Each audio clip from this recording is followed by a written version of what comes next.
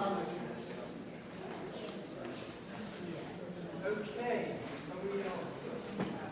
are we on? We are. Okay. If I can call us all to order, please. We're back. We've just experienced typical Irish hospitality with the tea, coffee, and scones, or as we English people would say, scones. But anyway, that's a whole different conversation, which I'm not going to have. So welcome back. We have a few changes to the programme, and we should have had John Steady before the break.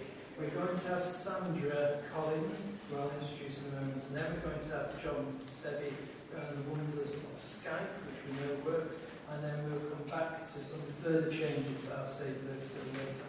So, we're now going to have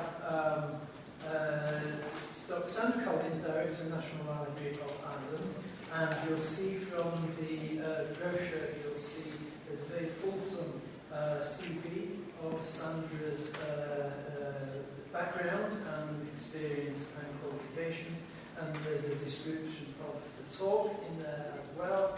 And the title of Sandra's talk is National Library of Ireland, Our New Strategies. I'll hand you over to Sandra.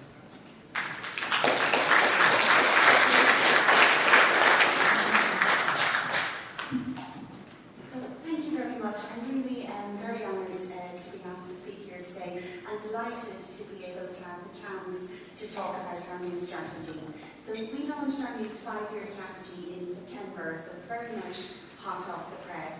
And I'm I don't like to call myself new because I'm over a year, and I think you have to stop using the word new when you're there for a year, you've had your first birthday. But I'm a relatively new director of the National Library. So working through the process of developing the strategy with our staff and our board was a really, really important thing to do during my first year in the post. So very happy to be here to talk about it. So it's all about the collections at the National Library of Ireland. And the collections are at the heart of everything we do. As a National Library, our collections are permanent and accessible by all. So they're for everyone, and we preserve them in perpetuity. And the collections are broad. They're everything from the documentary heritage of our country. So they include maps and drawings, prints, moving image, sound, 5 million photographs in the National Photographic Archive. They include social history, so they include land and estate papers, and they include parish registers, so registers of people from across the country in the 1800s, 1700s. And they also have wonderful literary treasures. I was so pleased to see everybody speaking about W.B. Yeats and James Joyce already here. I suppose we can't have a conference in Ireland without. But we would have the Yeats archive in the National Library. Seamus Heaney gave his archive to the National Library in 2011, and some really outstanding James Joyce collections as well. So what's people in the library would always say to me, someone would say, have you got something on, whatever that topic is, and we would say, well, there's bound to be something here. So everything we do is about the collections. All the services that we have, we wouldn't have them if we didn't have the collections. So in starting to work through our developing our strategy, we said, what's our mission and what's our vision? And the mission, I think, across all libraries is a huge commonality. So I don't think there's anything surprising in saying that our mission is about collection, preservation, protection, and making these collections available. Isn't that really at the heart of all that we do? Our collections are over 10 million items, and I should have said, because we're here at the summit of the book, what about books? So books are at the heart of the National Library as well. We have 25 kilometres of books and over 400,000 catalogued entries for books, which of course means we probably have about 1 million. Our vision then is to share the story of Ireland with the world through these unique collections.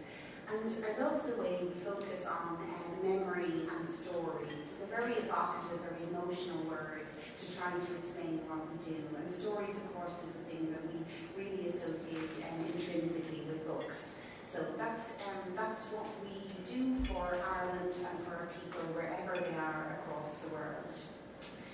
the nicest parts of developing the strategy was I met all the staff and we talked about what's important that the library does do, what we would want to do, how the world is changing and how that would impact our work. And I never asked anybody what their values were. And the reason I didn't ask anybody about their values is because I didn't need to. Because in every conversation across the board with every member of staff, the values of the organisation really shone out. So they came out in the way people speak about what they do in the National Library, why it's important, why we care about our users, why we care about the people that come through the door. And those values are welcoming and helpful, open, equal and inclusive, and supportive and collaborative. And I think they're very typical like personality traits of the library community. I'm new to the library community. I'm originally a mathematician, and what I have found in joining this really welcoming community is a very strong service orientation, a very strong sense of wanting to help people and to share information. I think it's an absolute virtue and something that really we don't acknowledge or praise ourselves enough for.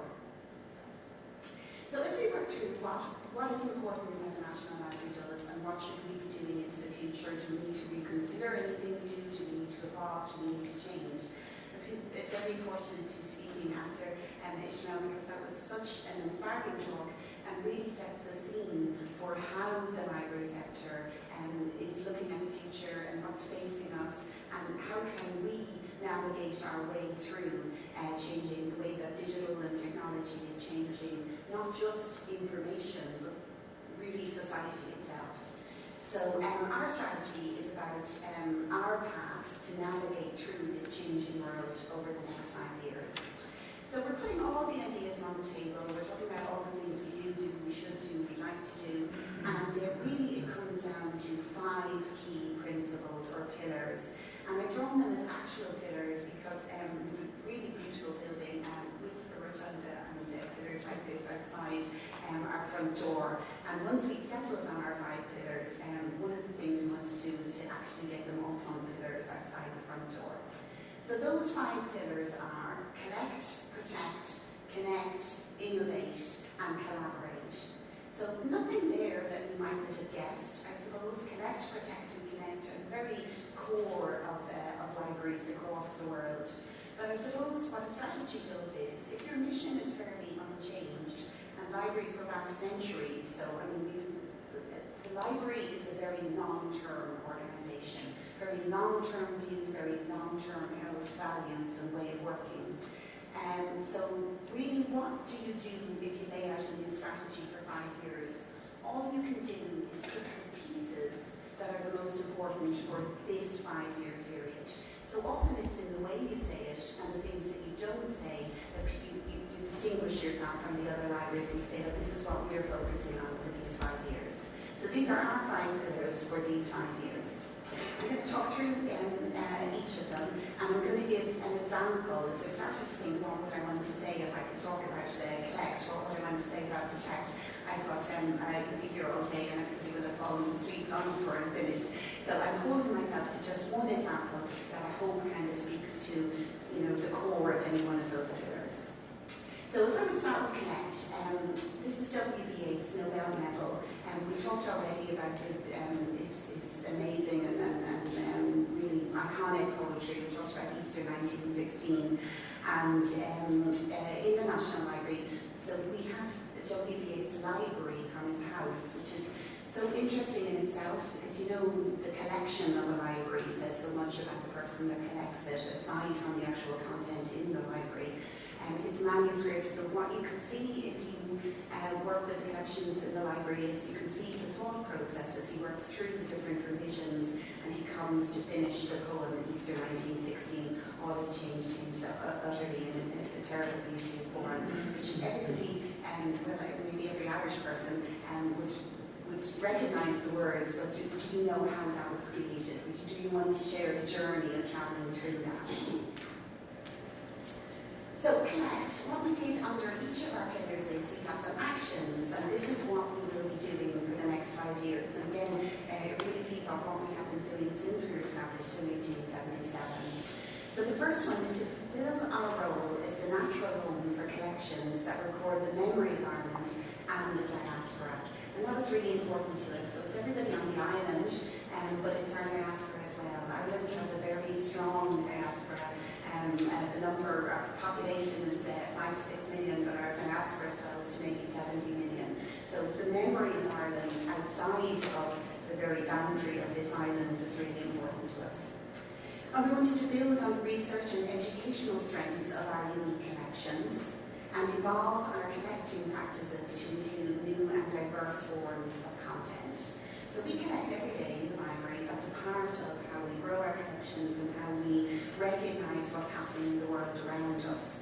And I think Ishmael's talk earlier this morning really shows the challenge, how that gets a bit more difficult each year. So if we're talking about exabytes of data, how can we collect that? Should we collect it? What should we collect? What is not worth collecting?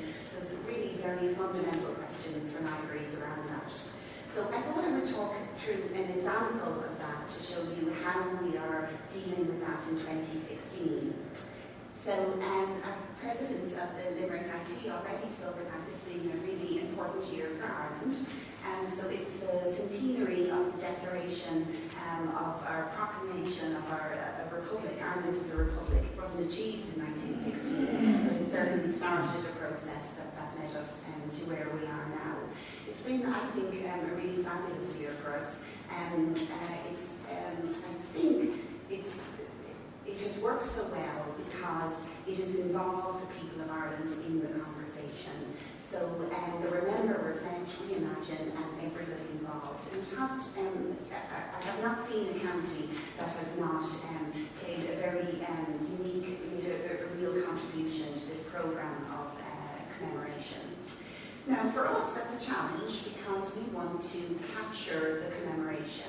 So we have beautiful collections about 1916. We have the papers of the 7 signatories of this proclamation of independence. And we digitise those, we put them available freely online for anywhere across the world that can access online. And that was an important part of sharing the history.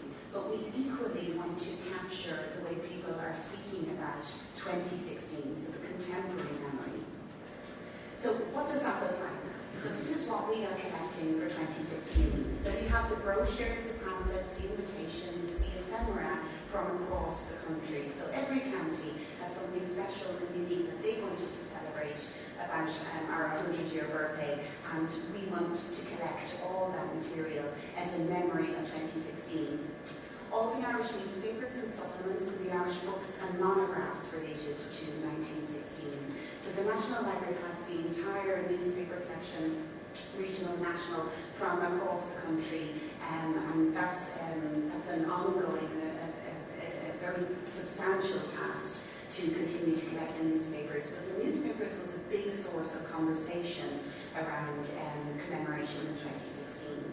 Now those are physical items that we collected, and really that's what we've been doing since 1877. But what's different? What do we have to do now because we are collecting in 2016 in this digital age? So what we collected as well as the physical ephemera and physical items is over 400 websites related to the 2016 commemorations. And I know we can get them all, and there really has been, I suppose, the website is a really important primary source of information, the dissemination of contemporary information. And we treat it as that, and we collect them the same as we would collect from 1916. We would collect the poster, the proclamation itself, and paper material. We collected a complete listing of the events at home and abroad, all the county programmes. We collected some very ephemeral digital material, such as the Twitter accounts and the YouTube accounts. So that's a moving image, that's more than 55 videos from the official 2016 account. And over 700 documents entirely born digital, so that's PDFs and e-publications from the department that managed and looked after the 2016 commemorations. So it really looks different. It's an archive of 2016. It's our job to collect this and to preserve it and to make it freely available. and how will we do that 100 years from now? So it's delighted to hear about IPAC as well. It's a big challenge to do the digital preservation of this material. Okay, our second pillar is protect. So we want to create a modern, safe infrastructure for our library. And what does that look like? So a safe, modern infrastructure now is both the physical and the digital. So it's your infrastructure across your estates, buildings that you live in, work in, but sometimes it feels like I live there, but anyway. And also your digital infrastructure, so how you're providing online access for everyone. So to do this, we want to optimise our investment in our buildings, preserve the national collection for future generations, safe and equal access for everyone. That was very heartfelt within the library. It's a challenge, it's not something you can ever not pay attention to, but it was really important. And to protect our digital and our physical connections. And protect and preserve, they're very similar, but they're not quite the same. And we really wanted to spell out this long-term preservation, but also the safety and the security of the connections. So I talked about our buildings, and we're going to pick out as my example here something really, really exciting that we'll be working on over the next 4 years. So there's a photo from our collections of the National Library when it opened in 1890, complete with top hat. It's a beautiful Victorian building designed by Thomas Dean. And here's the inside of the reading room. So if you come and look at the books of the National Library, you will be served them in this wonderful Victorian reading room. But the building was cutting edge when it opened in 1890, and it isn't the way we would design it if we were building a modern environment for book collections, published collections nowadays. So our challenge and a wonderful opportunity, we have a commitment of 10 million to redevelop our main building. So that's a beautiful reading room. Now I will assure you, first of all, that the reading room will not be redeveloped. We want to maintain that beautiful space and the experience that it is for our researchers. But we have this great opportunity to revisit the building to make safe and appropriate conditions for the national collections. That's really environmental challenges. We want to make sure that we embed into the design of the building equal safe access for all. And we want to take this opportunity to look at our physical security, our processes and our procedures around the estates and to upgrade that. The reading room remains unchanged. So at the heart of the library is the collections and how we serve those collections or share them with people. And it's really, that's the challenge, I suppose, to do that in a modern age, to respect our traditions and to meet the many different wishes of our user community. So what we think is by doing redeveloping the building in the background of the reading room, what we will be able to do is enhance the service and the delivery of those services for our readers, our researchers, our visitors, our public, our users.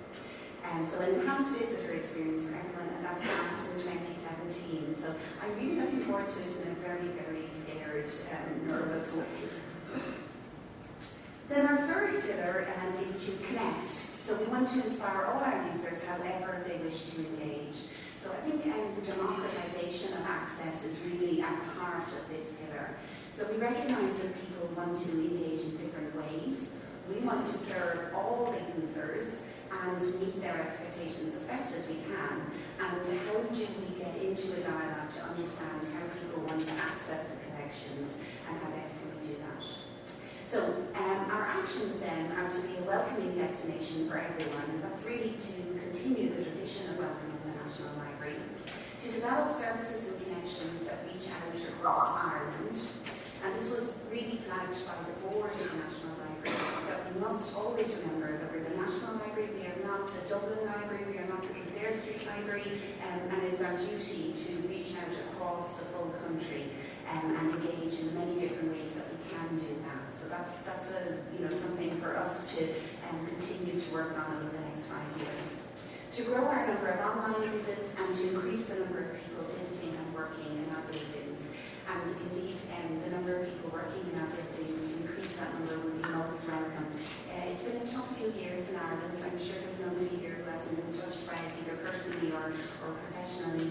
And the National Library since 2008 has had a 40% reduction in budget.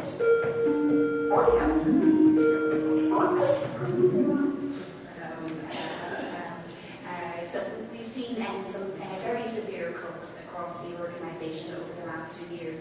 But I am very happy to say we've bottomed out and we're on the way back up again. And I think that's really important. It's really important for the organisation, but it's really important for everybody that works in the National Library as well.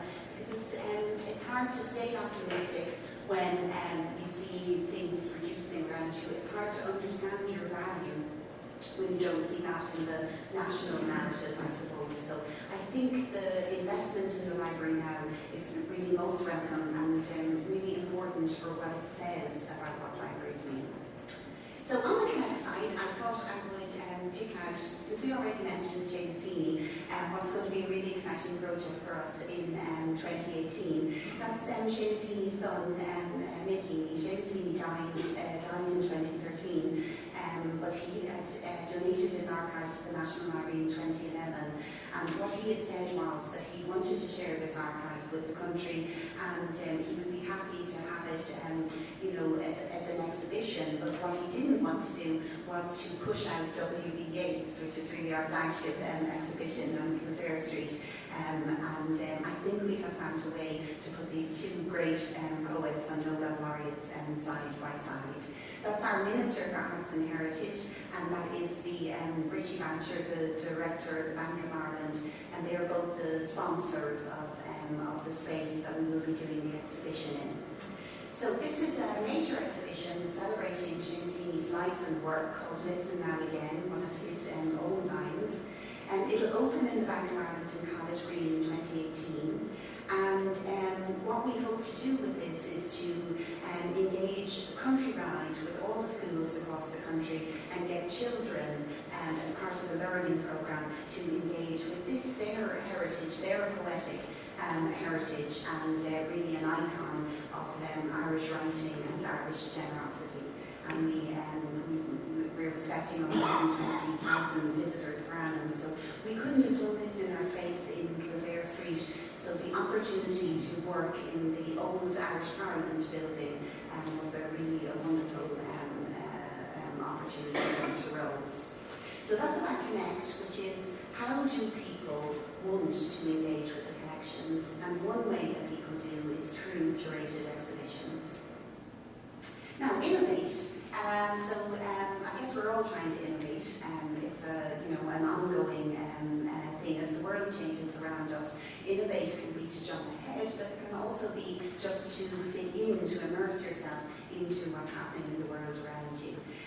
This is one of our staff's little boys engaging with the WP8s and this interactive elements of the exhibition in the main library.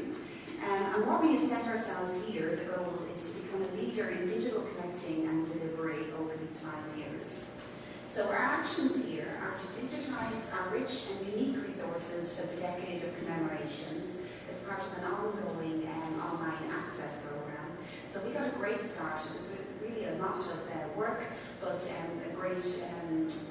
very positive response and very important in digitising the signatories of the Easter 1916 proclamation, in digitising their papers and getting them online. So it serves a few purposes. I don't need to tell anybody here why we digitise, I think. So it's for the preservation of the collections, because you can reduce the amount of physical handling of the materials. But I think the great innovation is the access, that everybody can engage with it. And aside from publishing these resources, we would like to go further than that and find ways to allow people to engage with them and to enrich them and to do all the amazing, fabulous things that we see happening online, which can be tricky. It's a challenge to do it in a library context where maybe one of the things that distinguish us from Google, from any of the online search engines or mediators of data, is the authenticity and the trust that people may place in the content of library. And it's I think it's a balance. We walk a tightrope between holding the value of authenticity and trust in our content and being relevant and engaging and allowing people to be a part of that narrative, which, you know, how do we open and maintain something special and distinct? It's a really hard question. So we want to implement new approaches to collecting more digital content, and we want to also not just collect and publish, but to let people engage with it in however they want to do, both online and physical. So I was going to put up a picture of our bookshelves, so that would be 25 kilometres of books. You know what that looks like. This is what a web archive looks like. It's a secure hard drive and backed up off-site and all the secure measures you would have to provide that service. And that's what our web archive looks like. We've been collecting on a curated basis since 2011. We did a full crawl of the Irish, the .ie domain in 2007, but it's been difficult to provide access to it, so it's something we want to come back to next year on our 10-year anniversary. So if I think about digital collections, so we have set up our structure in the National Library to say we have special collections, we have our published collections, and we have our digital collections. And they're all collections, and they all are different, and they have different needs and different ways of accessing. But we don't think of the digital collections as surrogates or digitized and somehow less than the other types of collections. And I think that that's really important when you look at born digital things that have no physical equivalent at all. So I thought I'd pick out the websites for this one. This year we collected over 600 fully functioning websites. People often say to me, oh, you have a snapshot of that website, that's great. No, we don't collect snapshots because, that's just an image and it's of some value, but it's not what will be valuable in the future when people want to see the websites. Ismail talked already about how ephemeral they are, how quickly they vanish, how delicate and fragile they are. So the act of connecting websites is really important, and often over the course of a year we'll connect a website maybe 4 times because it will have changed really substantively over those 4 times. And often a website, I read but I've forgotten, the average lifetime of a website is like 100 days, it might be less than that. So they're completely intangible things, but they are such an important record of the world that we live in. So it's a big job to collect this stuff. Also Twitter and YouTube, people may have opinions that Twitter is maybe not worth capturing, but it is, of course. It's a voice, and it's the voice of our contemporary society, for good or for bad. I tweet myself. Okay, and what we want to do in 2017 then is to expand that and to look at more born digital pilots. So that's the idea that when a poet would come and deliver his archive to the National Library as a donation into the national collections, in the old days that might have involved carrying in so many boxes of material. But for the new Irish writers, what will that look like? It's going to look like a hard drive, it's going to look like a memory stick, it's going to look like a lot of emails. And are we set up to collect that and to provide access and preserve it and share it, all the things that we do with the paper? Okay, the last pillar then is to collaborate. So we want to create opportunities to maximise our impact. And that's that picture, I love that picture because everybody looks so happy. That's the British Ambassador to Ireland, Dominic Chilcott, and Carol Wood Cullen. And this is one of our photographic exhibitions, and it's pictured there in the National Photographic Archive. And I know Elizabeth is here, who runs our National Photographic Archive. And it's portraits of the invisible. So the idea was, I suppose, that it's a social history. It's capturing the memories of the Irish in World War I and really bringing those people back into focus. So I'm sure you will be familiar with the idea of people being written out of history. So often women get written out of history. The Irish in World War I may have been, their place in history may not have been acknowledged, and so on. And that was really one of the important goals behind that exhibition. So to create opportunities under Collaborate, what we're talking about is to build strategic and research partnerships at regional, national and international levels, to attract new donors and investors to build our support base, and to try out new funding models to enable us to do the stuff that we want to do, which is the new service services, acquisitions, exhibitions and so on. And in working through what that would look like, we really wanted to spell out that those partnerships are not just big partnerships, they're small partnerships, they're partnerships across the country and outside of the country. So really it's a lot of stuff going on there. I would say when I started in the library and talking to everybody about what they wanted to do, what they thought was important, what the heart of the library was, there were just so many ideas from the staff. I thought, really, how can we deliver all the ideas of everybody in this organisation? It's really not to try to come up with new ideas, but rather to be able to allow people to do what they want to do. So under Collaborate, I'm going to pick out one example, because we talked about James Joyce, thankfully, so here's one I prepared earlier. So this is a copy, that's the cover of copy number 1 of the first edition of Ulysses. And this is a big collaboration for us that will start in 2018. So it's a partnership with University College Dublin, one of the universities in Dublin, and it will open in 2018 at Newman House, which is the birthplace of UCD. And what we're doing there is really reworking the building to make a big exhibition, but a big centre for Irish writing. Now, the key focus of it will be a Joyce exhibition, so a celebration of James Joyce. And for us, this means we'll be able to bring out our collections and put them in an environment that really shows them off. And we say James Joyce studied in Newman House, but he works in the reading room in the National Library. And if you know Dublin, they're connected. Basically, as I walk between the two buildings, I feel as though I'm walking in James Joyce's footsteps across Stephen's Green. So it's a very nice, I think, way to bring these collections out for everybody to engage with. And again, another big events program with hundreds of thousands of visitors. So it's important to us that we share it to the widest audience possible. Now, we talk about strategy, that's our 5 pillars, but there's another pillar, there's a hidden pillar, which is what does it take to actually deliver the strategy. And that's not easy to do. It's not easy coming out of a period where, we had 40% cut on our ability to deliver services. So how do we deliver it? So delivering the strategy took a bit of thought. And these are the things that we picked out as really essential to not just saying what we want to do, but to actually making sure it happens. So we need to continue to articulate the value of our work. So this is the same. There's nobody in this room that doesn't know it's important to be able to explain why libraries are important. I suppose the sector is under threat across the world. We have the digital threat, we have funding threats, we have closure of libraries. There's just a lot happening around us, destruction of culture and heritage we talked about as well.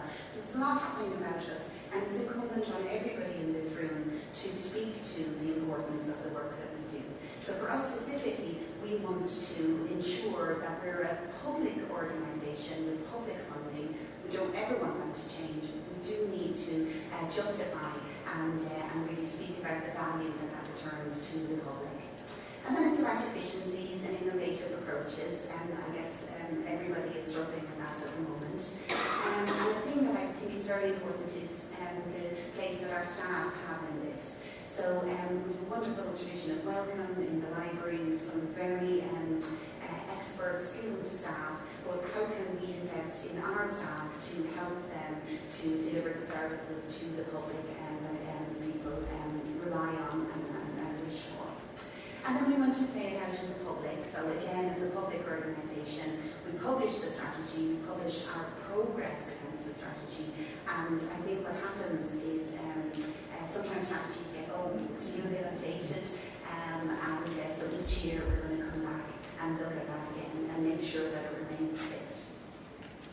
I wanted to finish, this is my very last thing to say, that the Irish writer, Hahn-Weinert, was a member of the Board of Trustees of the National Library and a renowned Irish writer.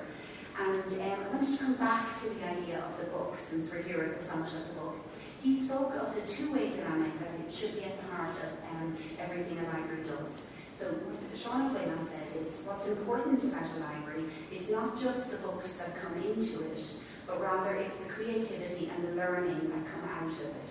So the way in which the library's extraordinary connections provoke, inspire, support and challenge everyone who crosses our real or our virtual thresholds to create memories, to write, to discuss, to learn, to share and to question.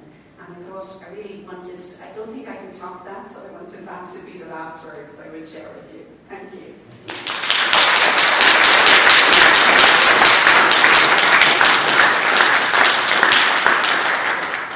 Okay, there is time for one or two questions, if anyone has questions. And we do have a roving mic. Yes, please. Sorry. Gerald, on the way. Hello, thank you very much for that talk. It's really interesting. You mentioned about people whose history has been marginalised, like women, and another group that I think that often isn't considered, it's children's history. And I was just wondering what initiatives you have, if any, to preserve or to reclaim children's history. That's a really good question, and I don't know the answer. I'm going to go back and talk to our talk to the staff to see what the answer to that is. We're very conscious. So when we talk about literary icons and so on, we always talk about right then, no position of privilege and so on. I'm very conscious that we want to capture. That we want to capture the broad, the full and rich culture of our country. And we have a lot of social history, so we have family history, things like the Catholic parish registers would tell the story of family and the unit of family and how that changes over time as well. But I think the stories of children is something maybe I want to think about, and it's a really good question. One more question, and then I think possibly we'll wrap up. Just get Sandra, you mentioned in passing that the National Library has a mandate for the history of Ireland and the diaspora. But could you articulate a little bit more on the diaspora side? How is that institutionalized? How is it operationalized? Do you collect systematically? Do you have linkages? How do you operationalize your links with the Irish diaspora? So I would say it's not systematized. It's so if I think about collecting 2016, so active collecting, so we would have across the collections we would have diasporan material. We had a lovely event about 2 months ago where we had visitors from America, and we were able to pull out from the collections really fabulous treasures. We have people that, there's a wonderful donor to the library, Stephen Griffins, that sends boxes of American-Irish diaspora material completely on its own initiative. I'm very grateful to receive. So material comes to us. But if I look at 2016 and how we collected there, we would have worked through the embassy networks to capture a representation. The problem, I suppose, is there definitely is a problem of scale for Ireland, because our diaspora magnifies at least 10 times to the population of the country, and it's hard enough collecting for the country. So I would say it's to find representations of it. I don't think we would say that we're collecting comprehensively. Okay, I think we're done. And again, if you could just thank Sandra.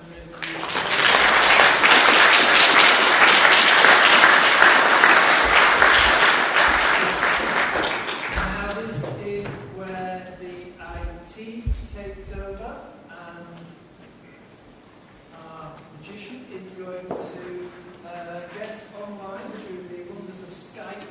We're going to get John Sebi from South Africa, who is the president of the new African Library Information Associations and Institutions. And he was meant to come through earlier, but through the wonders of the web, which we're all committed to and I think is going to solve all our problems, through the wonders of the web, he was delayed, but he is going to come through now.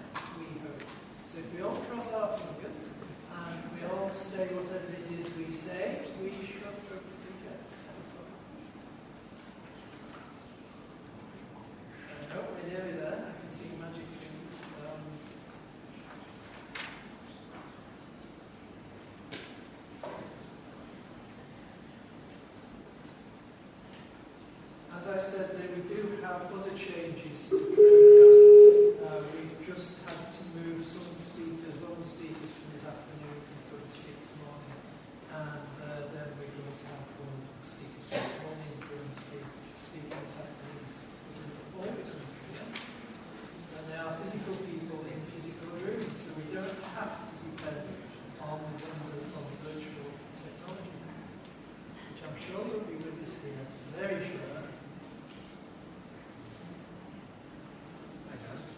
Hello, Steven.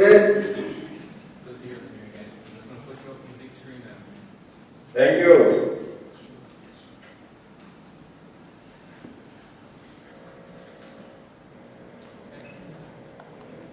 Thank you very much. The floor is yours.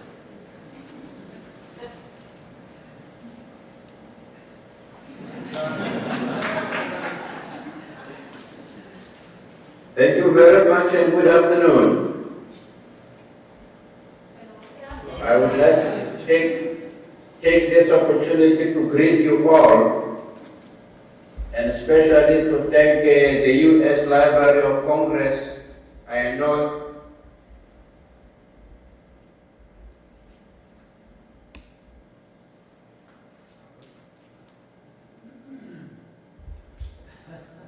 the libraries of Northern Ireland, the National Library of Ireland, Esconul, Society of College, National and University Libraries, as well as the Consortium of National and University Libraries, Libraries of Technology, Higher Education in Ireland, and the prestigious Irish Writers Centre. Celeb, our Chartered Institute of Library Information Professionals, as well as IFLA, International Federation of Library Association and Institution. I know they are represented by my friend Martin Wayne.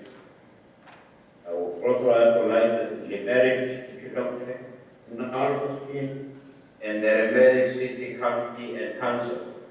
Specifically, I can see there like the city. Friend Dr. my sister, we have been running with the International Summit for the Book from Kids in Subsidy 2012. And my friend John Cody and I hereby speak on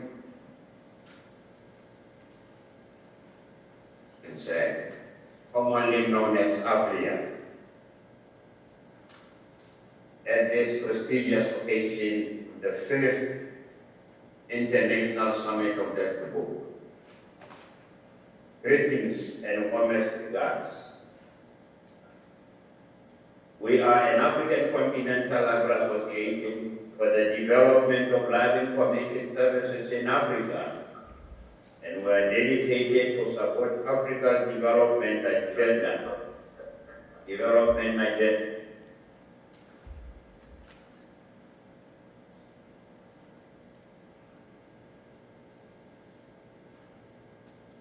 Government to reach their own national development goals, and also looking into the African Development Agenda 2063 of the African Union, as well as the United Nations Vision 2030 Creating the Travel.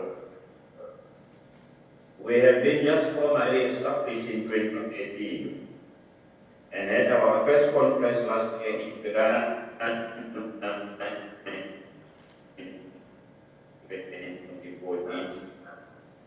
We are a new organization. Our counterpart in Europe is a leader. They are our seniors. And I would like to inform the conference that our leadership in Africa is elected democratically to represent the 5 regions in Africa: Central Africa, Eastern Africa, North Africa, Southern Africa, and Western Africa. And we also recognize and respect linguistic diversity. That is why we have representatives from the French-speaking countries as well as from the Portuguese-speaking countries. At this occasion, I would like to indicate to you that message of support at this occasion of the prestigious 2016 Fifth International Summit of the Book. The book and technology are critical in providing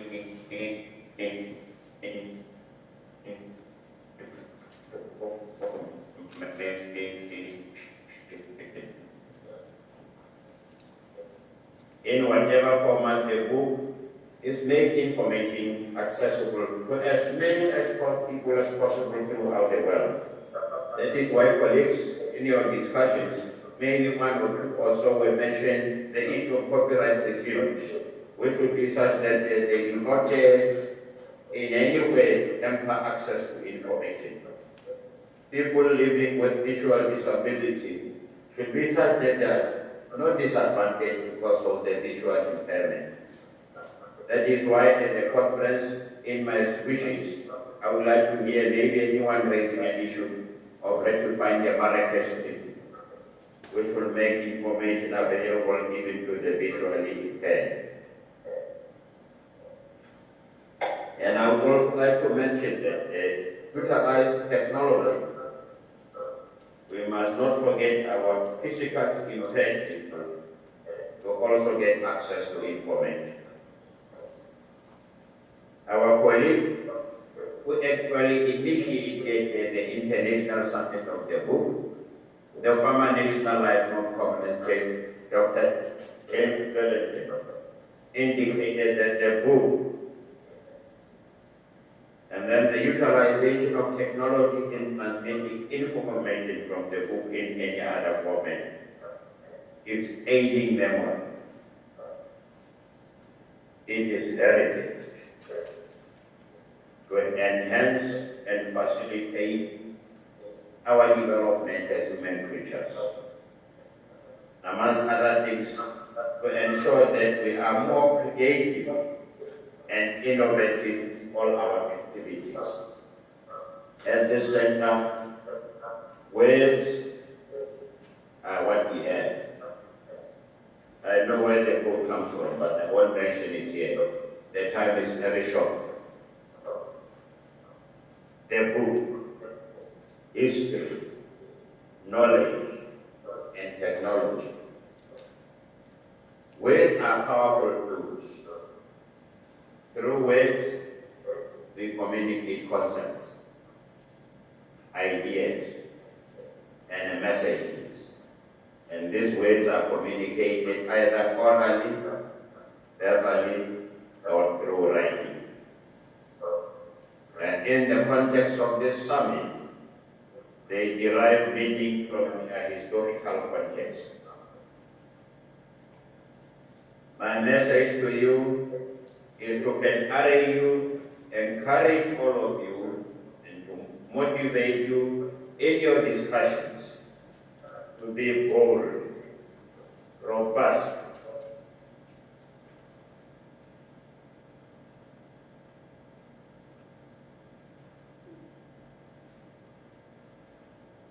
on the book as a area of information and knowledge. And also,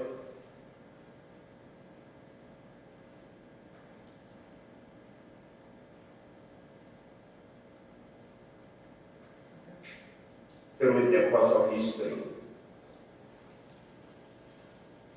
to know the past better, to know it well, to understand the present, so that we can create the best for the future development and sustainable growth of the generation ahead.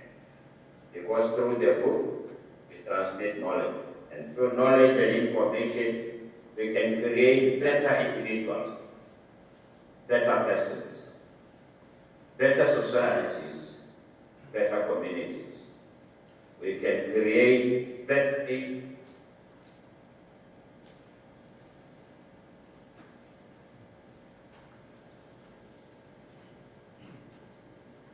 congratulations and good luck. Best wishes. Shukran. Merci. merci beaucoup. Obrigado. Muito obrigado. Thank you very much.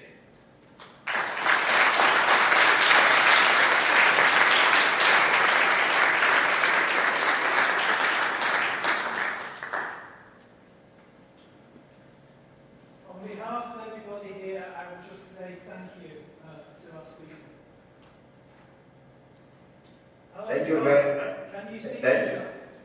Thank you very much. Thank you, John. That was wonderful. Thank you for your words about being bold and how we have to be optimistic. And certainly your mention of the Marrakesh Treaty is something that we should take on board and we should promote more. So thank you again, and we welcome your introduction and your best wishes for the conference. Thank you.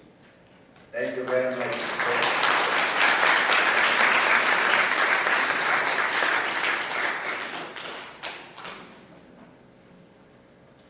Okay, I'm still in the generation where I find that wonderful and amazing that we've had a speaker in South Africa who's just looking at his laptop and we can see him and he can see us and we can communicate. But that probably says more about me than about the technology or the concept as it is. I'm now going to introduce our next speaker, who is Ruth Hahn-Weinert, Chief of Library Services, UN Office at Geneva. And again, our full details in the brochure. Two keywords that have come out already, I think, to me from today are innovation and collaboration. I think every speaker so far has talked about innovation and collaboration in different ways, some specifically, some more implicitly. I think what we're going to get from Ruth is more innovation and collaboration, and using the collaboration of our IT group today, I think we're set to go. So if you can just welcome Ruth Hahn-Weinert to speak to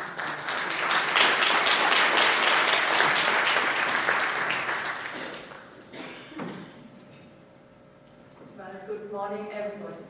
It is a great pleasure to speak to this audience, and I wanted to thank the organizers for inviting me to speak here at the International Summit of the World. From own experience, I know how much effort is required to prepare such a meeting, how much attention to detail is needed to make it a success. That is why I wanted to start by thanking the organizers and each and every person working behind the scenes for making this event come true. To make everything look so smooth and easy in a very relaxed atmosphere. Thank you for that.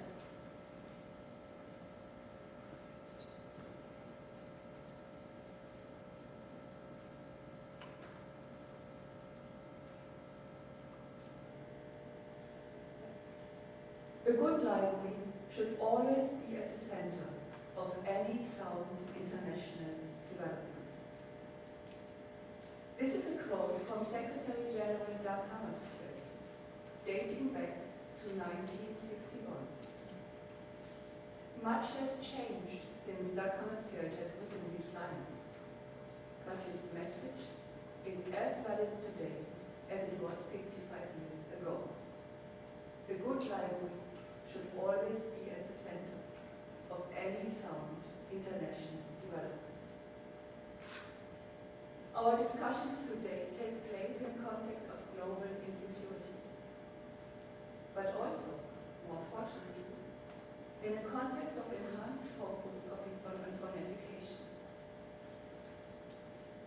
Dr. Soragelian already mentioned in his keynote speech, education is recognized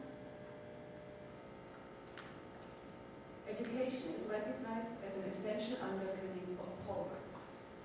Last year, United Nations member states adopted the 2030 Sustainable Development Agenda. This agenda is the roadmap for all 7 billion of us on our planet. It is an impressive agenda with 17 goals, touching upon all aspects of our daily life. It is goal number 4 that recognizes education as the essential underpinning of progress. Islam has published a booklet of examples demonstrating how libraries support the Sustainable Development Goals. And what about the libraries of the United Nations system proper? For some of you, these libraries might be a blank sheet.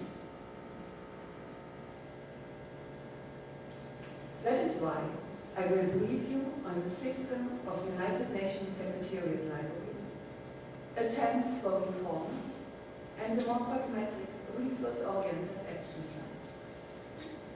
Let us look at the system of United Nations libraries first. We operate through 8 duty stations. We are located in New York, Geneva, Vienna, and Nairobi, as well as in the regional commissions in Addis Ababa, Santiago de Chile, Bangkok, and Beirut. We operate under a range of management structures. We operate under different budgetary frameworks, and we operate under different policies. While there is some coherence among United Nations libraries, it is also a fact that United Nations libraries have evolved organically over the years.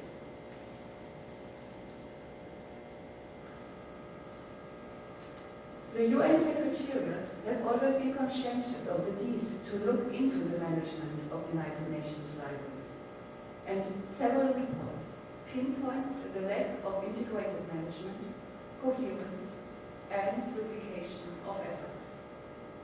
35 years ago, in 1981, the Joint Inspection Unit reported that A, many small libraries were established for convenience or prestige reasons, and B, that the few large and many small libraries of the United Nations system need to overcome the general fragmentation, isolation, limited resource, and low-profile activities. This was in '84. 17 years later, on Christmas Eve 2001, the General Assembly requested the Secretary General to conduct an in-depth review of United Nations libraries.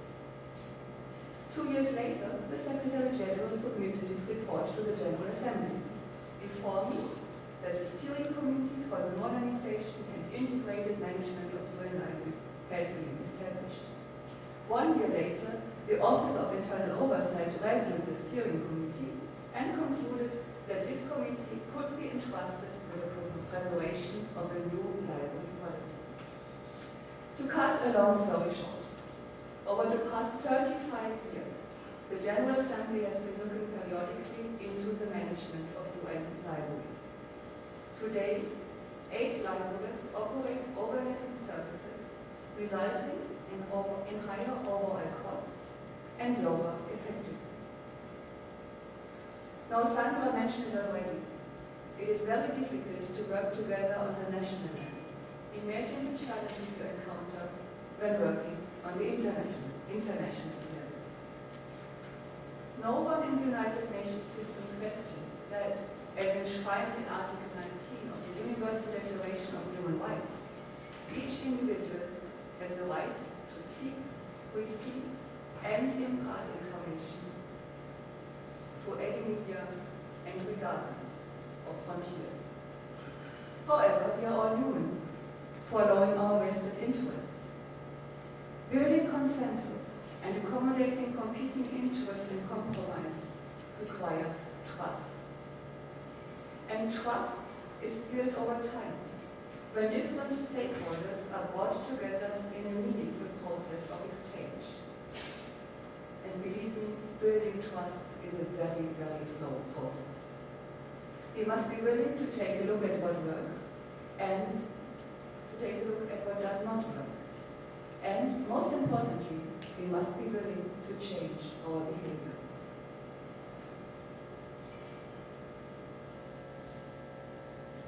Starting from the 1990s, UN librarians meet on an annual basis under various names. Task Force on Interlibrary Cooperation, Standards and Management, Special Interest Group on Libraries and Information Systems, Interagency Meeting on Knowledge Sharing and Information Management, and most recently, UN Library and Information Network for Knowledge Sharing. I have been chairing UN meetings for the past 5 years. It is only now that we can reach the 30th time. The libraries of New York and Geneva, which are the main duty stations of the United Nations, will embark on a more targeted project. This project will build on the strengths of each individual library. The intention is not to put the spotlight on any one library, but to ensure that the value of our collective efforts are recognized by everyone.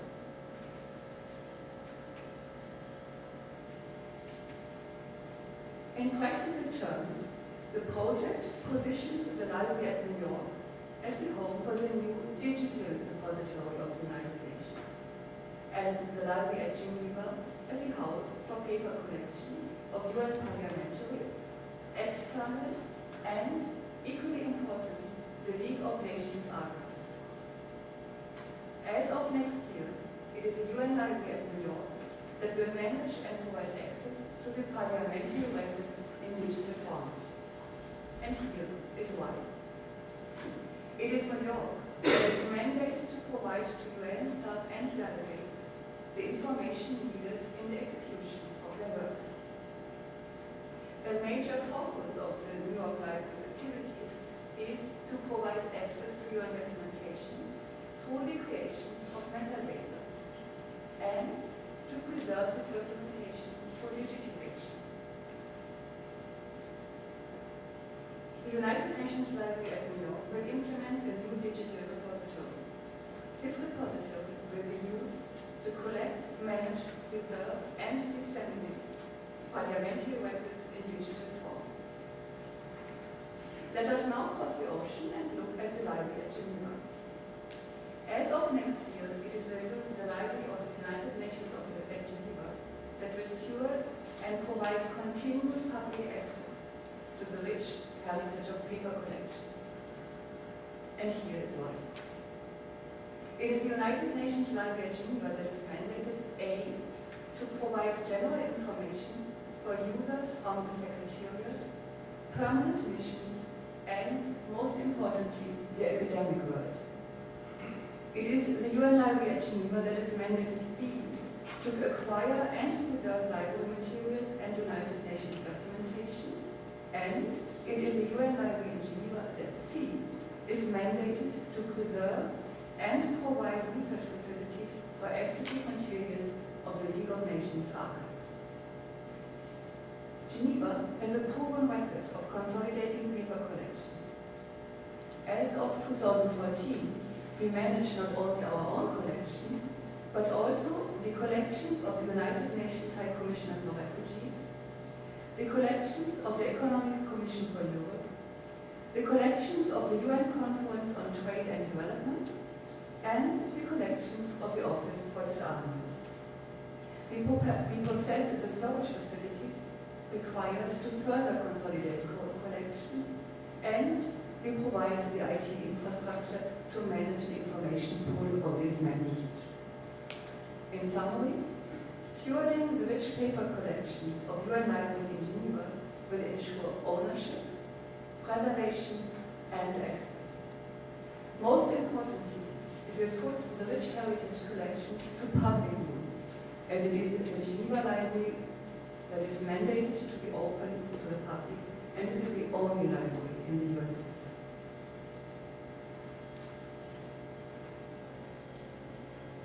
Both the library in New York as well as the library in Geneva owe their foundations to generous donors. It is a gift from the Ford Foundation that in 1961 enabled the construction of a library building at headquarters in New York. Across the ocean, the library in Geneva was donated in 1927 to the League of Nations by Mr. John D. Rockefeller Jr. to serve as a center of international research and an instrument of international understanding. This is a quote from an engraving at the entrance of our library in Geneva. I am very pleased to end this briefing on the United Nations Library with excellent news.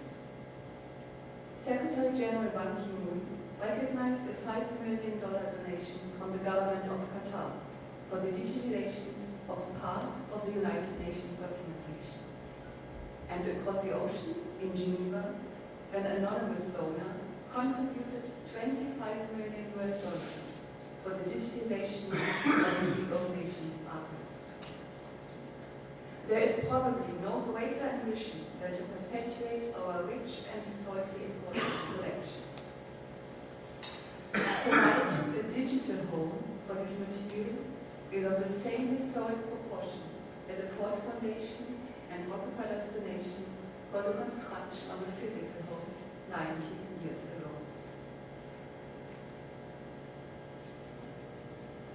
Library's strength lies in the interweaving of two essential elements. One, to provide continuous public access, and B, long-term stewardship of our collections. Now, the duty to preserve collections and make them as open and accessible as possible is a central obligation of any modern information institution. In recent decades, change has accelerated, and we have reached new frontiers of communication and connectivity. The forces of a globalized information ecosystem have fundamentally reshaped how many of us use information. United Nations Library's role to advance knowledge, to inspire lifelong learning, and to strengthen member states' capacity to keep up with the pace of change has not changed with the digital revolution. What has changed is the world the United Nations operates in. The world today is facing serious challenges. What the United Nations does or does not affects the lives of millions of people every day. We need strong and relevant information institutions. Libraries that deliver results to benefit current and future generations. Libraries that are flexible and pragmatic. In short, libraries that serve the member states and the world. I close my presentation by quoting from the 2015 report of the Secretary General. The emergence of the new post-2015 development agenda and the rapidly evolving global context makes access to knowledge and information more essential than ever. High-quality knowledge and information is central to the effectiveness and overall success of the United Nations in implementing the new development agenda. Thank you.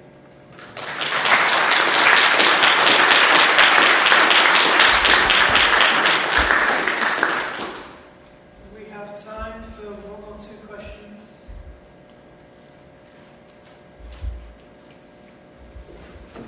If there's no questions, perhaps I can just add a few comments. I mean, I think I picked up two more keywords there from your delivery. Those words were stewardship and access. And I think that's behind what we do in libraries, stewardship and access. It's the tension between providing the stewardship and the access. Both as your last slide showed, libraries are important. Yes, if we have the last slide, I think that's a fantastic agenda. It's very specific to the United Nations New Development Agenda 2013 Sustainable Goals, but it's also very much an agenda for libraries generally, I think. High quality knowledge and information is central to the effectiveness and overall success of societies in general. Societies, national societies, communities, small and large, educational societies, schools, universities, general public. That's what libraries are all about. They are enabling tools to enable people, users, community, individuals to be effective and to be successful in their everyday lives and activities. And I think that I would love to take that away today as a guiding principle for what we're all about. If there are no questions, ask you yet again to thank our speaker.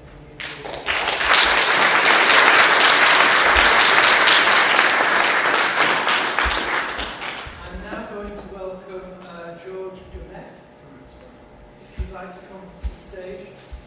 We're now moving from the general to the particular with the first of our case studies, which over the next 2 days we will encounter a number of case studies where the use of the book in its many formats can be used for a number of different innovative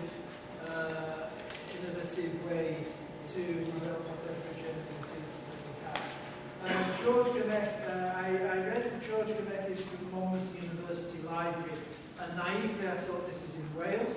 It turns out to be in New Jersey, USA, and which, did I say it? Jersey. Sorry, something else I've learned. Thank you. George Gumet from Monmouth University Library in Jersey. And George is going to speak about the use of a rare books collection used solely as a teaching tool.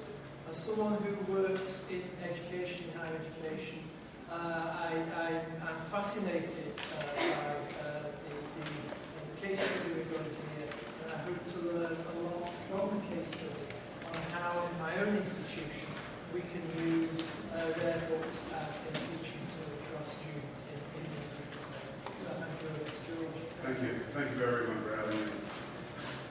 My paper is on developing small rare book teaching collections, rare book teaching collections in small academic libraries. It's not very visual, so I'm going to read directly from the paper, so excuse me, but I do have a few images to show. Small academic libraries would focus on modern methods of student engagement, most notably in the form of information literacy instruction. They often regard rare books as out of touch with the needs of today's college students. The reasons are clear and practical. Ever-improving data retrieval tied with plentiful open seating and good quote-unquote customer service skills are the favorite lifelines of many small academic libraries. Little-used print collections commonly sit on shelves as calls for their relevancy increase, due in no small part to rapidly declining circulation rates. If indeed a better technology has emerged centuries after the book, that technology is unlikely to be the e-book reader, as declining sales have indicated. However, digitization does not end with the maturation of the e-book reader or the e-book reader market, but rather improves through the efforts that augment access to rare works, as seen in the digital scriptorium, the Internet Public Library, e-codices, and myriad others. Yet no matter how impressive, inexpensive, or even free digital repository access can be, digital circuits do not substitute well compared to teaching undergraduates the history of books with actual materials.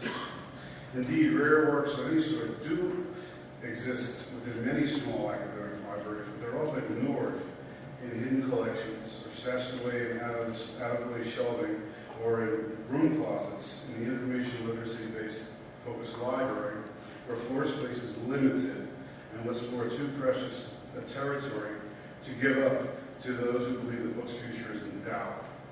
The Trending Library of the Future articles urge a repurposing of shelving areas, euphemistically the removal of books, to provide group or administrative workspace, and meaning student use and so on and so forth. Even established rare book rooms may seem extravagant and irrelevant to many bottom-line focused institutions. Gilman points out that the special purpose reading rooms are often forbidding territory, foreboding territory to many researchers from all academic levels, casting an intimidating perception in the information age, where access to library materials should now be immediate, instantaneous, and always convenient. But all is not lost. A millennial student visits the most meager rare book collection for the first time during a general tour of the library, and a physical touch is made to the inexpensive detached Book of Hours leaf, the serialized copy of a less popular Dickens work, the old yearbook of the 18th century map of a hometown. This new, strange, and infectious experience, what Lawrence Powell called in The Alchemy of Books, moves the student, and all sorts of intellectual curiosities emerge. The materials breathe life, and questions soon blurt out. How old is this stuff? Who made it up? Why is this place so secret? Can I come back and read it here? Can I use this stuff for research? Arguably, no other aspect of the library has yielded undergraduates this degree of excitement in my personal experiences. My contention in this presentation is that, one, by using special collections, any small academic library can improve its instructional offerings to extend beyond information literacy instruction and online research. Two, special collections acquisitions can have little effect on library budgets and need not result in the loss of library floor space. Three, developing a small rare book collection for use as a teaching tool can raise the prestige of a library and position it as a constantly evolving and holistic learning space. And four, small rare book teaching collections can thrill students and support librarians as stewards of the book in a sea of electronic texts and platforms. This presentation will provide direction on how a small academic library, such as the one present at Monmouth University Library, a private, comprehensive four-year institution with an enrollment of 6,000 students, can create a special collections learning platform based on the teaching of book history and ultimately develop credit-bearing, in this case, three credit-bearing course that's taught by a librarian that with a focus on the history of the book. Small academic libraries can, in fact, learn to overcome institutional apprehensions as often associated with special collections and grow not only through digitization, library LibGuides, and information literacy instruction, but also through the dynamics of books and book history without sizable budgets, large preservation preservation labs or staffs. In addressing this use of special collections as a teaching tool and the subsequent development of credit-bearing courses using rare books, has really uncovered very little scholarship. And what's more, and perhaps even more interesting, I think it's important to note that the ACRL, the Association of College and Research Libraries, publishes no real guidelines on the instruction techniques or strategies on special collections as teaching tools, although any of their information literacy principles can be applied to the teaching of special collections. Yet the topic seems to be largely ignored or abandoned at this point. Maybe not abandoned, but perhaps to say ignored. Creating a large rare books printing a rare books collection may be an unusual task for this day and age. Support from both inside and outside the university would be a first step, but the initial idea was met with really immediate and pragmatic skepticism by administration. Where would the funding come from, they asked. We're not that sort of institution to have rare books, one said. Students, or more commonly, students in the digital age would never appreciate rare books. Others within the library also voiced opinions, even fellow librarians. Some would say books are books, there's a little difference between one edition and another, and it would take money away from funding other areas. Our patrons want circulating leisure collections and more computers. Although many professors offered their support, teaching faculty, more than a few were even skeptical. Some said, my focus efforts on meaning, how words appear, or what medium they appear, has no interest in me, so rare books were of no interest. Special collections librarians must really consider these points, and especially in regard to the strong presence of cultural studies and social science programs, and where secondary resources, mainly in the form of database subscriptions, drive a lot of budgets. Faculty and administration may also share faulty perceptions about special collections and may consider that rare books are only appropriate for top-tier research institutions, that reading rooms are intimidating and off-putting places, or that millennial students have no interest in the book as a cultural icon, a cultural or historical artifact, but rather are interested only in the convenience of digital downloads. The idea to develop a rare books teaching collection would sit in abeyance for a year, while I spoke to other universities that had small collections but didn't really use them to teach. I took several courses at the University of Virginia's Rare Book School and UCLA's California Rare Book School. And I got the idea from Professor Michael Suarez, who was at Oxford for a while, who intimated to me that why couldn't a teaching collection be built on second and third printings and first editions, or facsimiles, or inexpensive detached medieval leaves, or on materials already present in our own library? The idea was presented to library administration, and after taking even more courses, an action plan was considered. Exploring a viable book history initiative at small liberal arts universities is challenging, but the first development usually begins with a collection development policy. As previously stated, starting a rare book collection is not necessarily a teaching collection, is not necessarily entirely dependent on possessing books in the finest state, replete with decorative bindings and impressive provenance. The project could begin at a more basic level with an assessment of Monmouth University's current monograph holdings. Our head cataloger started with a preliminary catalog search for books published before 1801, which then yielded a number of noteworthy results. We discovered important Shakespeare works, antiquarian maps, early printings of the Declaration of Independence, and many works from the hand-press period were just left on shelves. The university had acquired Louis Mumford's personal library in the 1980s, which had contained 3,000 monographs, but were generally closed off due to the fact that there was no special collections position in place at that particular time in the university. In that collection was contained in a really nice, beautiful reading room. I petitioned the university to realign the Mumford collection into special collections, and we started to collect books from shelves and start to build and find and locate and really collect what we look at what we had found and so on and so forth. So we began with first modern editions, searching for them. The result was less inspiring, however. A lot of those first editions were stolen or missing. We found a lot of very interesting children's literature, a lot of beautiful Arthur Rackham illustrations that were presented, some early Charles Dickens stuff that were just left on shelves, never paid attention to, and hardly ever checked out, ironically enough. We found several boxes because I keep good relationships with the janitorial staff at the University Library, who was aware of the fact that there were several boxes that were put away many years after a building renovation. From those boxes, I found the very first printing and edition of Huckleberry Finn, and many interesting personal notes in a pen detached leaf of Thoreau's autumnal tense poem. We then progressed forward with helping graduate students go back as interns. And after several years, we sat down and we counted our finds and discovered that we were very close to having a small special collection that could serve as a basis for a teaching collection.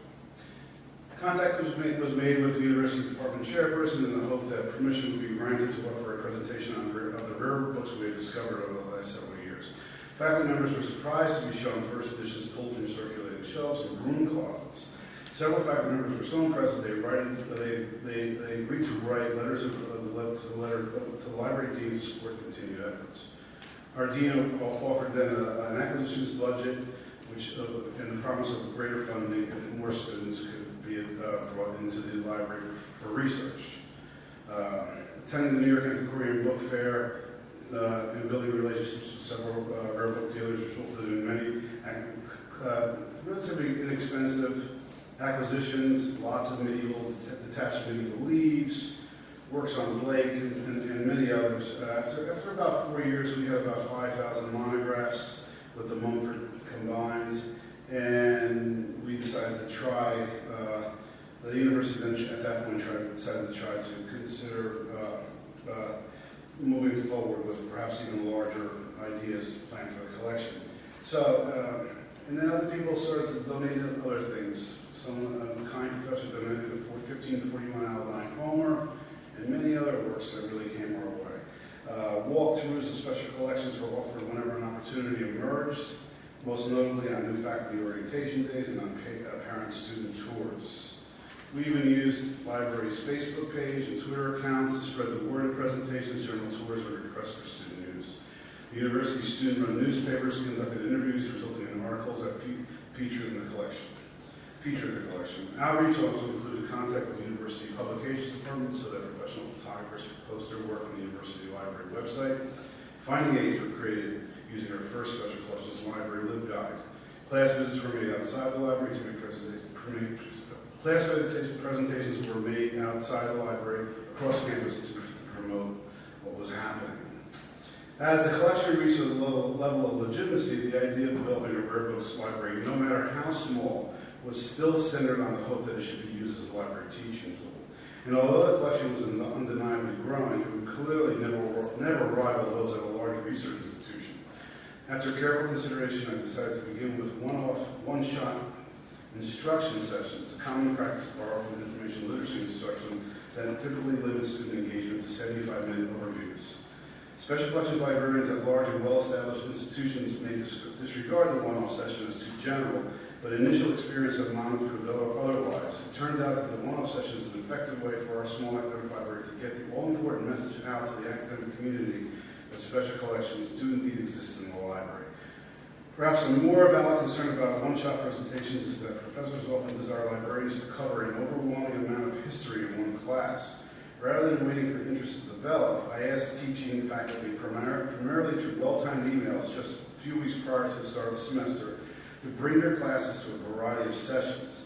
The email details instruction centered around 5 themes: introduction to medieval manuscripts, important rare reference works, the King James Bible, the serialized novel, and fine illustrations. Faculty also provided input, which helped determine what further materials were needed. For example, if a faculty member expressed interest in the poetry of the Romantics, and that professor agreed to bring at least one class to the special collections room at least one time in the course of the year, appropriate acquisitions were made. 2 monographs of work with poetry, a fine illustration of the Rock of the Ancient Mariner, and 4 volumes of Shelley's and Barton's works were obtained from the Journal stacks or from rare book dealers. Acquisitions were made in 2s if possible, that is, 2 books, often the same title, published at different times, appeared to be the most logical strategy because it allows students to perform comparative textual analysis, which opens doors to a multitude of assignment possibilities. Another strategy that proved successful was the examination of the English department's course syllabi. A review of the syllabi revealed that which works were being used, and which in turn drove an active acquisitions policy, chiefly based on need. While there are obvious limits to what can be acquired from the rare books market, especially in the early stages of collection development, works from the so-called quote-unquote canon provided insight. Nevertheless, it seemed unwise to start building a collection of works from a modernist writer, for example, if dedicated courses on a particular modernist writer did not exist in the department catalog of classes. It's easy to claim that we must acquire in the first edition or 2 of important work because that work might be a seminal production in 20th century fiction. However, a better strategy might be to search for works already present in the library stacks and in hidden collections and to make acquisitions to support those works. One key to success is collaboration. Once it was announced that we were attempting to build a collection of rare books in a particular area, faculty buy-in surged. As Daniel Tracer points out from the University of Pennsylvania, an aggressive approach towards faculty buy-in may result in interest later, while a passive direction will likely inspire nothing. Without question, an aggressive approach to achieving faculty interest is indispensable. Moreover, it's guarded against administration who may have contended that acquisitions were made by the conjecture of a librarian's personal preference.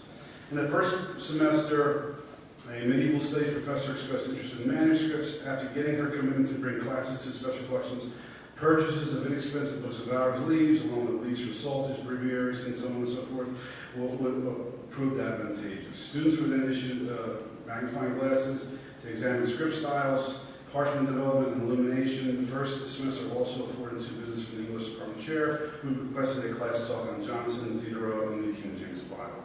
A fine facsimile of the encyclopedia was already removed from the journal stacks and placed in special collections, but we also sought to purchase a fine 1785 dictionary by Johnson and an excellent 1638 King James Bible. The next semester saw the repeat sessions. The next semester saw the repeat sessions from both professors, but also included another professor interested in the serialized novel.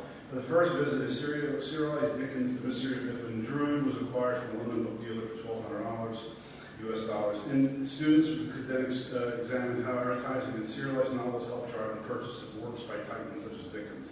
In the second visit, Dickens' Complete Household Words was purchased from a dealer in San Francisco for $1,800, which allowed students to examine Hard Times and Gaskell's North and South, both published in serial format in Dickens' Delivery Journal.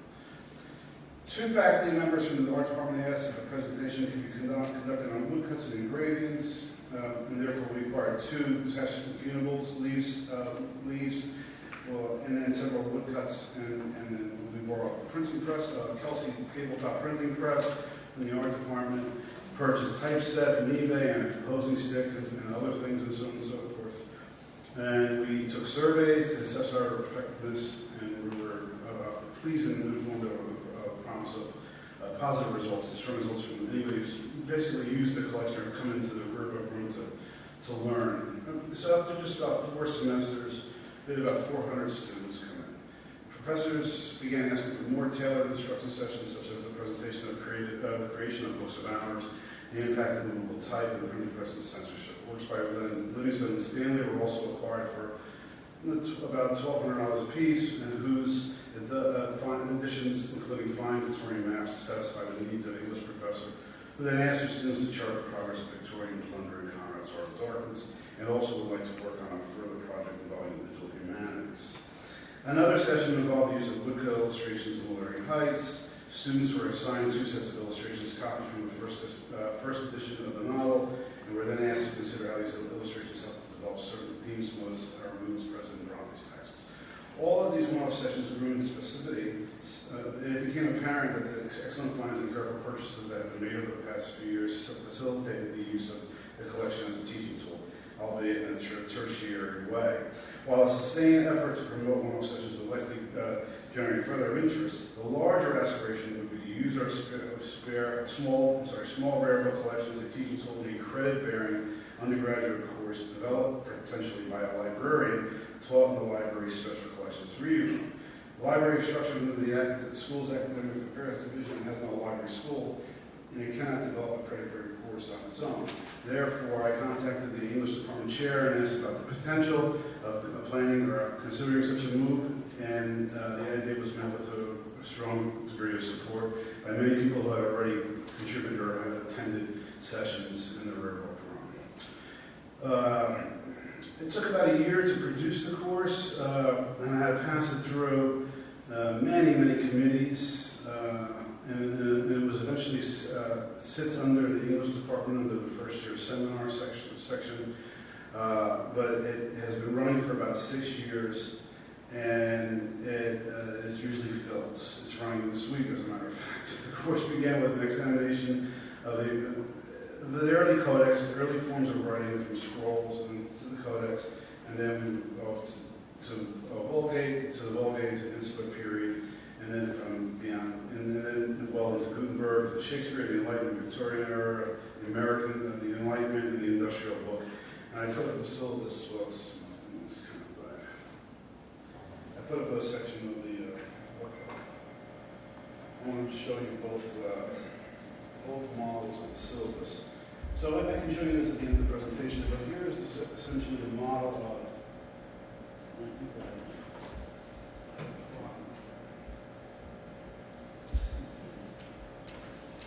not this one showing. Can I bother you just to pop up real quick? Okay, so I'll just continue. So the very conclusion. We'll have time to look up, I hope. In conclusion, undertaking the development, I don't know why something's playing on the showing all the time. I don't want to see the word documents there. This is just showing me Undertaking the development of a rare book teaching collection is a wonderful experience, but it's also one that requires a considerable amount of degree of support and collaboration to succeed. Before considering a similar endeavor, it's advisable to consider, there you go, thank you, a number of important issues. First is workload. Before developing a rare books teaching collection, one taught on average a number of information literacy courses. However, that situation has changed due to the big interest in rare books and much less, but balancing that workload is quite difficult. The second step in determining the development of rare books teaching collections should include a survey of the presence and use of special collections at nearby peer institutions. Making personal visits to peer institutions and talking to special collections librarians is also highly advisable. All institutions surveyed were extremely amenable and willing to discuss their special collections and their acquisitions policies. Although those institutions had significant holdings much larger than Monmouth's, None had a dedicated rare book teaching collection or offered librarian-led instruction on book history in any format. Another step would be to perform a very thorough shelf reading and general stacks to reveal many significant finds which are present everywhere. Just get overlooked. Nearly all college libraries have rare works that have been overlooked and neglected. Developing good relations with several rare book dealers is also beneficial. As relationships grow, dealers will offer titles that will build our holdings and look out for those holdings when they appear on the market. Nonetheless, if a favorite dealer has what is on offer is too expensive, too dear to purchase, it's advisable to search for similar titles such as Aid Books, LIBER, or even Facsimile Finder. Although much scholarship on rare book development urges that an inchoate special collections library focus on one author and not be too general, that strategy may limit use and ultimately success. If searches reveal a number of titles of a particular author or genre, one must gauge how many scholars or students would benefit from developing such a collection. If, for example, a library has a number of Aldous Huxley first editions, it must be determined if Huxley is taught in your school's curriculum, if Huxley's work is taught every year, or once every 5 years, or never. It's unlikely to be unwise to acquire expensive first edition works. A better idea would be to acquire second versions of those works and of literary modernism selections across the board. As a result, all sorts of assignments using analytical bibliography based on textual analysis can be designed. Special collections of any kind must also be made accessible and promoted widely in the academic community. That means using social media to announce key acquisitions and open houses. At Monmouth, we traditionally use inducements such as posters and websites, announcements, and we also use Twitter and so on and so forth. Special collections librarians also need to meet with interested parties and keep communication lines open. Some faculty members, however, will invariably attempt to drive your collection development policies based on their own research needs.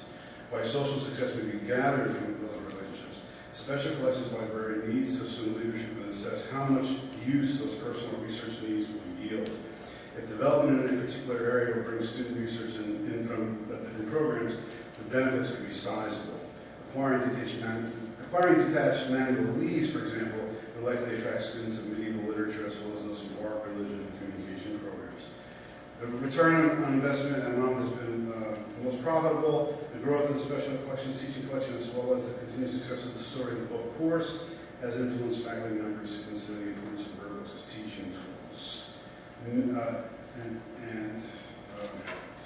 And many are thrilled to have access to the collection. They routinely send their students to perform independent research when none was done before in regards to rare book research. A colleague in this English department has developed a parallel course to my Story of the Book using materials and digital companions.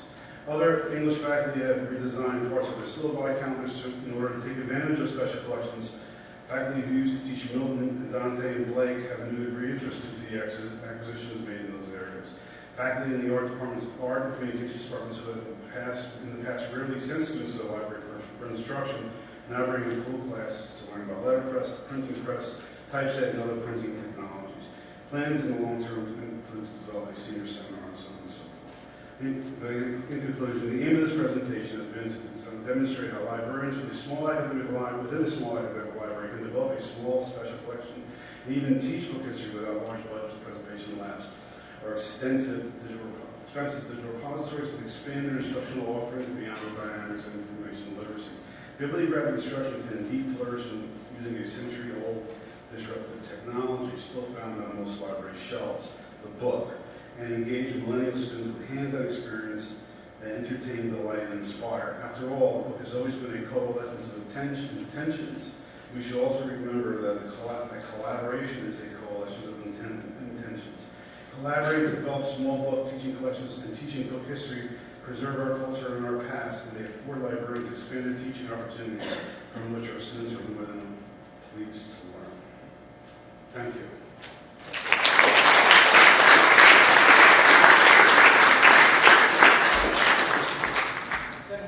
Thank you, George, and I thank you in particular for bringing us back to the book. And yes, it is disruptive technology, and yes, millennial students do like books. I think that's probably a lesson to take with it. I'm always conscious you shouldn't stand between conference delegates and lunch. Maybe if his lunch is ready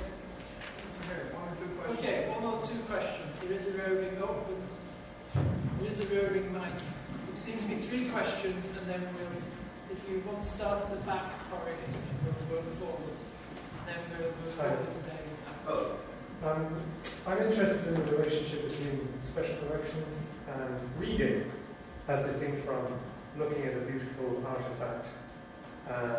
And the thing that struck me there, I'm not going to take too long about it. At the beginning, you talked about people coming in and their reactions. One of the things you said, quote, was, "Can I come back and read this stuff?" And also the idea of finding art and beautiful things on the shelves serendipitously, and the relationship between that and then going and purposely looking at that thing and studying it. Totally different, in my opinion. And I'm wondering what your views are.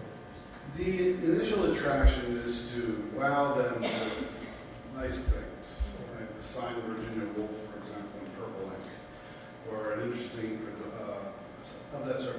But the real long-term strategy is to have them do assignments, to come and use the work. I believe in the current climate, and I can't speak everywhere, but I can only speak of my environment in the United States.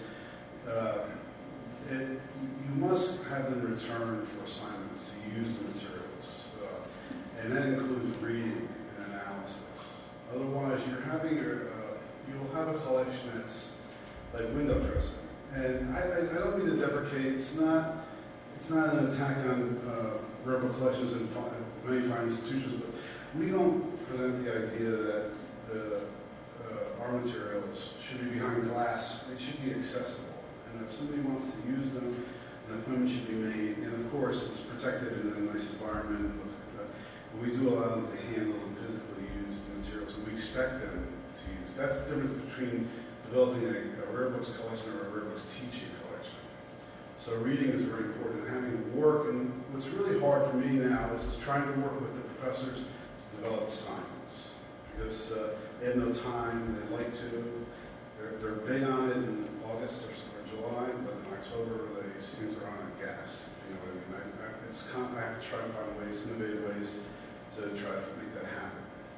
The reading is very important. It's more, I don't want it to just be a showcase, because then it becomes perceived as sort of unnecessary or extraneous, you know, so on and so forth. Thanks. Any others?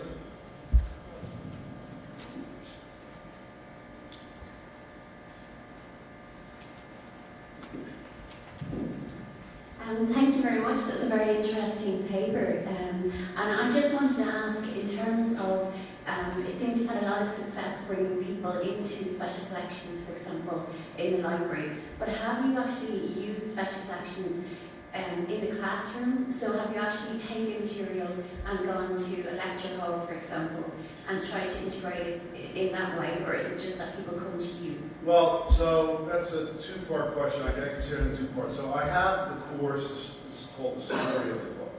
So that's the course that I wrote, that I passed through the faculty councils, that eventually sits under the English department's implicit catalogs. So that meets twice a week for an hour and a half each time. And I lecture when it's necessary extensively, perhaps on a very complicated topic like the Bible in English, for example. But then I bring the students into the room to work on assignments. I already have a number of assignments that I've designed. They could be title page transcriptions. They could be, it could be as varied as you want it to be. Looking for signatures and understanding them, looking for printing errors in the hand press period, looking at, trying to identify, I know they can never read Latin, but I can still have them identify script styles written, in the medieval period, whether Carolingian or Gothic or whatever, what have you. So I get them, I think that ultimately the keys to having this work is to get, again, people to come into that room. And when I do the one-off sessions, there's plenty, admittedly, there's not enough time, because I have to go, people have it's what's really taught me a lot about this whole process is that a lot of people, in many forms, history and English alike, and many others, they don't really understand book history. They don't understand how the width of it, the breadth of it, so they'll ask me to do a presentation on book history just in general, which is, beginning from scrolls up until the e-book market, which is not possible. It's very hard. It's hard to condense all that stuff in there and so on. So I would rather than come back and work on an assignment. I'd rather isolate a session on those one-offs where they would look at like medieval manuscript leaves and then come in and do an assignment. Because there's more relevancy there anyway. I know at Maynooth University Library, and I'm sure other institutions, we've had a lot of success in terms of, we developed a portable teaching kit. So we do encourage people into our special collections, but we also go ahead out to classrooms with this teaching kit that might have scraps of vellum, handmade paper, right, examples of woodcuts that we can actually pass around to the class. I have those as well. Yeah, and we found that they work particularly well. Yeah, I have like deeds from like 1500s. They're parchment, so they work very well. I have basic, ascribed the monk's first initial leaf would be double column, with lines that have to look at the insect bites. It's talk about skin size, talk about the production of all that. I mean, animals are killed to produce a Bible. I mean, it's a big thing.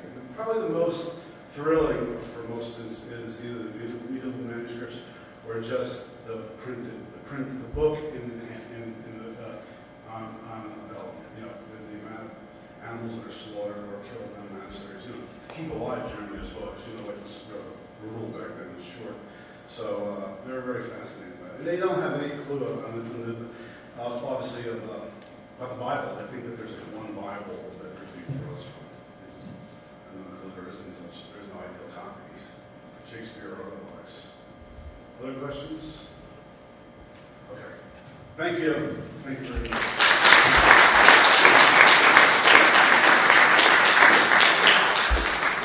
We need to speak about after lunch.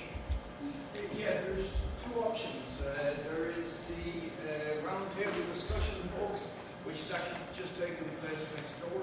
So anybody wants to attend that, you're more than welcome. And then the other option is to join them in for an afterwards. Lunch is served upstairs. It's a light lunch. It's in the river